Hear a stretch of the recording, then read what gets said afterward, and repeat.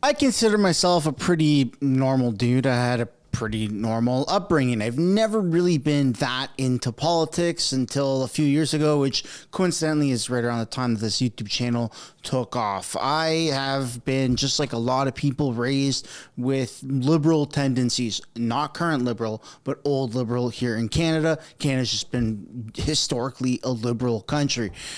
And I gotta say, I don't think what's happening around the world is normal. And I would just be so angry with myself if I didn't talk about what the hell is going on with the Olympics opening ceremony and how that's just left a really bad taste in my mouth. And of course, we're going to be touching on Canadian politics. Welcome back to the channel. Welcome back to another video, everybody. Before we get into it, I do want to encourage y'all to smash that like button and subscribe if you haven't already. It does really help grow the channel. And without further ado, let's get into it. So we're going to be taking a look first at some Canadian mortgage rates. If you want to skip ahead to the Olympics, go ahead. Ron Butler here says, I said fixed mortgage rates would be eventually creeping down this summer into the fours, and they have. Interest rates, 5-year fixed, you can get as low as 4.39%, which is really good. I mean, it's $100 savings from 5 point something percent, but nonetheless, it does seem like interest rates coming down might be good or bad. I don't know. It seems like everything else is still pretty high and expensive, but we're gonna have to wait and see how that plays out. Let me know if interest rates coming down has any direct impact on you at all. Now, I just want to talk about the Olympics. So we're going to focus on this for the next few minutes. This was my experience with the Olympics. I went to high school in Toronto. And we used to sit around in school during school hours, and we would talk about the Olympics. And then some of the cool teachers would actually put it on TV or the radio, and we would have like these watch parties. I think that was pretty normal with other people's experiences at different points. Just the only barrier would be technology. So I did a little bit of a write-up here on X. The Olympics used to be held to a higher standard. It used to be cherished and celebrated. I remember in high school, we had watch parties during school hours sometimes to cheer up or to cheer for our Canadian athletes. Heck, they even ran the Olympic torch in front of my high school, and we all went on the sidewalk to watch it. I didn't tune in last night to watch the opening ceremony, but from what I've seen online, I don't think that I can support the Olympics.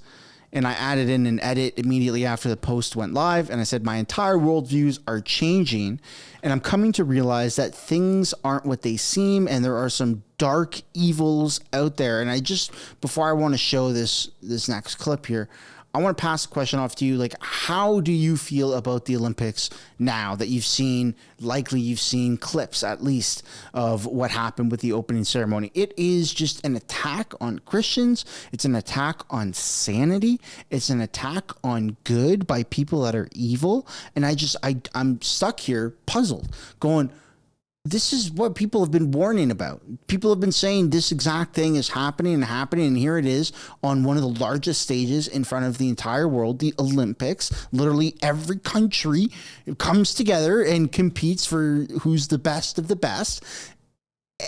And I'm just left here going, yep. They've warned us. People have warned us. People in my comments have warned me. And here I am like an idiot going, wow, how did this happen? So I guess I want to apologize to everybody that has seemed a little bit conspiratorial, that has said these things are happening. And I think this is just waking a lot of people up. And I hope it's not too late. I really hope it's not too late. But this one clip here is going extremely viral. You forgot the part where you insulted 2.4 billion Christians by recreating the Last Supper with a fat woman and transgenders. So obviously on the top is the Last Supper, and on the bottom is something that they thought would be a good idea to do with the opening ceremony of the Olympics. And I can't show much of the footage because the Olympic Commission is going around and DMCAing everybody that shows it. So we're not going to show much video footage.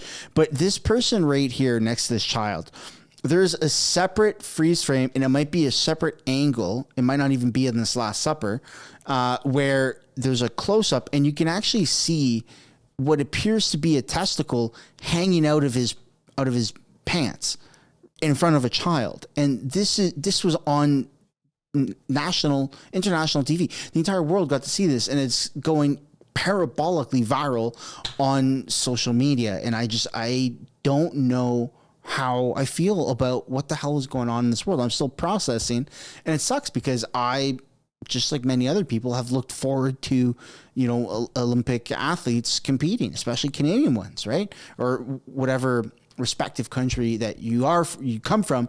You want to support your country and the athletes by watching and cheering them on. And that just seems harder and harder to do nowadays because of shit like this. So I just want to pass the question off to you guys before we move on. How do you feel about this? How do you feel about these Olympic ceremonies? First of all, supporting transgenders the way that they have, with literally trying to recreate the Last Supper. But moreover, I mean, having a kid there with half naked drag queens, the guy right here next to the child who apparently had something hanging out of his pockets, a body part, right? Very, very bizarre. Like, what are we supposed to do with this information? Boycotting them, yeah, that's a starter. But after that, I mean, do we just keep going on and talking about this, raising awareness about this? How do we fight the good fight? It's pretty much what I'm left questioning. Everything is, all right, this needs to stop. So thank you everybody for warning me about this. And I apologize for ever in my life calling anybody a conspiracy theorist who has now been proven true. And speaking of conspiracy theorists, we're going to segue a little bit, not too far away from Paris, which is where the Olympics are happening. There is something really, really big happening in the UK. Somebody by the name of Tommy Robinson, who is a massive activist. He actually came to Canada and was escorted around Canada and did these different speeches with Rebel News, in conjunction with Rebel News and Ezra Levant. He's hosting, it seems to be organizing, one of the biggest protests that I've probably ever seen come out of the UK. We want our country back. Thousands attend Tommy Robinson-led rally with over 1,000 police on streets to separate Jeremy Corbyn-backed counter-protesters. And this is because the UK has been absolutely flooded with nonsense, woke nonsense, with mass immigration, to the point where you have an entire nation getting up and going, we want our country back. And I'm not saying this is going to happen in Canada or even America, but it seems more and more likely that it ever would happen, because people all around the world are fed up with this nonsense, are fed up with the mass immigration, especially here in Canada. We're leading the world in mass immigration or something of the sorts, and it's just getting out of control. A Tommy Robinson-led demonstration gathered in central London on Saturday afternoon as activists chanted, "We want our country back." Thousands gathered on the Strand waving Union, English, Scottish, and Welsh flags as they sung renditions of Rule Britannia and chanted, "England till I die." And we got some clips, but first of all, we have some photos of the amount of people that showed up. And the British spirit is alive. I mean, I guess this compares to the Freedom Convoy, which was more geared around mandates at the time and not just about sheer patriotism the way this is right now. And it seems like the precedent has been set for things like this are going to reoccur. Let's take a look here at Tommy Robinson video footage.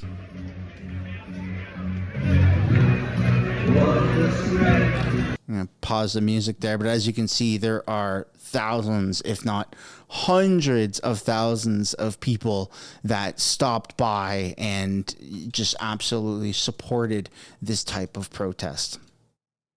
And you can see some drone footage here that zooms out and how many people really are there. And it's quite a beautiful thing to see. Patriotism these days seems to be deemed as whatever buzzword the woke radical left want to call it. But we all know that patriotism is what every country needs right now. Look at that. And if you notice, there's no Palestinian flags. There's no any flags other than the ones that are really supported there, which is just an absolutely phenomenal thing to see. Next up, we're going to shift into some Canadian news here. Justin Trudeau this is an older clip where he talks about forest fires in Canada. And it's just like, hey, man, if you knew about it, why didn't you prepare? Why didn't you do anything about it? Particularly we talk about Generation Z and millennials. They are facing a system that seems stacked against them in a whole bunch of ways. There's a sense of worry about the future, about the geopolitics shifting, about the impacts of climate change. I was here in Edmonton in February when Alberta announced the start of the wildfire season. In February, we're seeing this is a record drought year coming up, which means there's going to be really bad fires.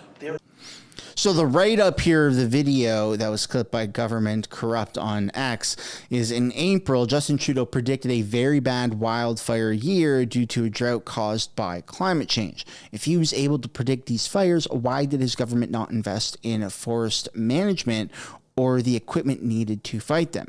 Does the government purposely want Canada to burn to then push their rhetoric of all of these additional taxes? I mean, that's what a lot of people are really under the impression of. And then it doesn't help when you have things like this. So I was tagged on X by this individual here with a screenshot of Keenan Beck's from Facebook, it looks like, who says, fun fact, Canada would have had bought or could have bought 211 CL-415 water bombers with the $10 billion that we have burned on the meat grinder in Ukraine. 211 additional water bombers we could have bought. And if you notice on my community tab, maybe you haven't, but I'll mention it now. One of my most recent posts on my community tab is a poll of which would you rather our taxpayer money go towards, Ukraine or increasing our resources to fight wildfires. And I think people are now starting to realize a little bit more that we should be investing in ourselves, in our country. And how does that look like? Well, protecting our land, protecting our parks, making sure that when there is a disaster that happens, such as, lightning that strikes and it begins a wildfire or whatever reasons wildfires or fires are erupting across Canada, that we have the immediate resources to attend to those things and mitigate any damage as soon as possible, instead of relying on other countries sending up firefighters and that taking, the better part of a week and these fires getting absolutely out of control. You hire some pilots, you load up the water bombers, you do a couple of runs, bada bing, bada boom. There you go. The fires are put out. Is it that simple? I could only assume it's that simple. We haven't tried it, so we don't really know if it is that simple. But I want to pass the question off to you. Is it that simple? Let me know what you guys think down below in the comments. Now we're taking a look at something I've covered on my extra channel, but I don't think I've posted about this on this main channel here. So this is the RCMP claiming that there is an upcoming there's going to be an upcoming assassination attempt on Justin Trudeau, and 2 people are being charged with uttering threats against Trudeau online. Death threats allegedly posted to YouTube and X. So there's a person from Edmonton who has been charged for allegedly posting threats to one-off Justin Trudeau, Freeland, and Jagmeet Singh. The man is facing 3 criminal code counts of uttering threats to a person, RCMP said in a news release, which is just, should these threats be taken seriously? Should people be going online and saying these things? Let me know what you guys think down below.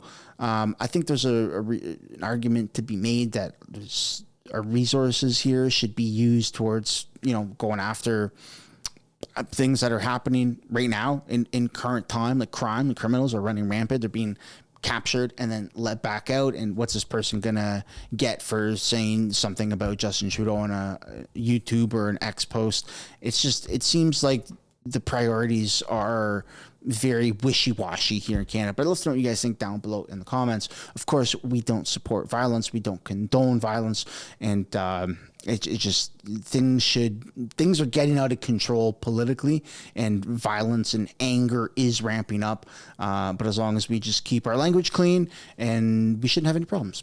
Next up, we have some mainstream media coverage here about the update of the fires in Jasper National Park. Let's take a look. As the scope and scale of destruction is revealed, people who live there are criticizing the federal government for not implementing more preventative measures to protect their town. CTV's Kathy Lee is with evacuees in Hinton, Alberta tonight. Parts of the mountain town unrecognizable after wildfire roared through. Displaced residents of Jasper traumatized. Sad, scared for the future. My anxiety's going crazy right now. Anxious about how to navigate next steps. Some say they anticipated this nightmare. We knew it was coming with all the dead trees and pine beetles and whatnot, and they're weren't putting in the fire breaks. I think it's partly government's fault. As investigation unfolds in Jasper, you're going to see that there was a lot of fuel to fuel this fire that wasn't dealt with. But officials say they were proactive for years, removing trees and branches, igniting controlled burns, and creating a fire break on the west side of town, which was damaged. Steps were taken to protect us, but we simply cannot do enough to protect us against all risk. But these winds that came and that shifted, it just changed the whole calculus. Jasper sits in a high-risk wildfire area. Some locals wanted a 5-kilometer wide fire break around the entire town. One expert says it could have helped, but burning embers travel far. This fire, even though it was kilometers from town, was already dropping millions and billions of little burning bits of bark and twig onto the town. I am with them on keeping Jasper natural, but there has to be work done to prevent things like this from happening. So, moving forward. It's a wider conversation we need to have as we're going forward to make sure that we reduce some of this risk on the landscape. Wildfire experts say Fire Smart programs, which encourages property owners to build with less flammable materials, in addition to other measures, should be mandatory, adding that Canada should have its own federal emergency management agency like the United States to be able to quickly deploy to natural disasters. Heather. Kathy Lee. It really does seem like this could have been prevented at a much earlier stage instead of allowing it to get out of control and, burn down essentially one of our most prized national parks here in Canada and destroying the lives of thousands of people, right? The damage that was done in that park is going to be there. You're going to see it for the next 50 years.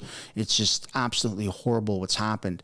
And had we actually had the right resources where, okay, there's fires that are out of control, water bombers fly over, like BC's air activity right now and Alberta's air activity, given all the forest fires, should be filled with hundreds of water bombers or dozens of water bombers at all times. Canada has a massive amount of water. I'm not sure if you can use salt water for this. I don't see why you wouldn't be able to, but we have tremendous amount of salt water right on our coast and all the inlets, which are very calm. For anyone saying you can't land a water bomber on the ocean, yeah, you can. The inlets are extremely calm, calmer than lakes sometimes. Not to mention we have an extremely high population of lakes. So Canada has definitely no shortage of water. In fact, Canada brags about constantly. That's one of the things that we can brag about. Canada has like the most water, fresh water, out of anyone in the entire world.